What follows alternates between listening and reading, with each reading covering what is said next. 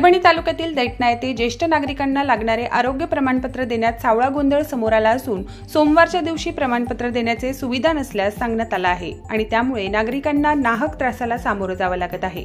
दैठणा येथील प्राथमिक आरोग्य केंद्रामध्ये शुक्रवार आणि शनिवार ज्येष्ठ नागरिकांना हे प्रमाणपत्र देण्यात आले होते आणि त्यामुळे सोमवारी देखील मोठ्या संख्येने नागरिकांनी प्राथमिक आरोग्य केंद्रात गर्दी केली, परंतु या ठिकाणी ही सुविधा देता येणार नाही असं सांगितल्याने नागरिकांना प्रमाणपत्रासाठी जिल्ह्याच्या ठिकाणी जावं लागत आहे।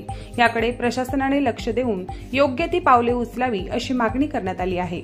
महाराष्ट्र शासनाकडून ज्येष्ठ नागरिकांना 3000 रुपये मिळणार आहेत। यासाठी हे प्रमाणपत्र आवश्यक आहे, परंतु नागरिकांना अशा प्रकारे अडचणी येत असल्याने ज्येष्ठ नागरिकांनी परभणीपर्यंत जायचं का असा सवाल विचारला जात आहे।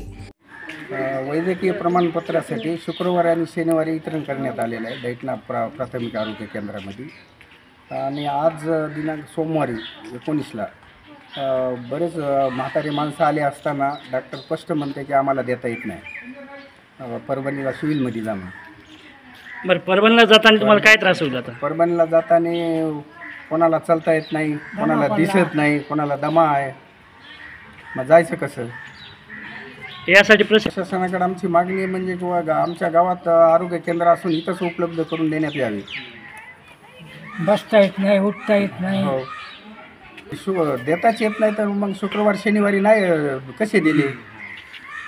आता म्हणतात की आमच्याकडे यंत्र नाही, सामुग्री नाही, मग शुक्रवारी आलं कुठून यंत्र? प्रतिनिधी मुंजा लाडसह मी अबोली जोशी, DLP न्यूज दैठणा।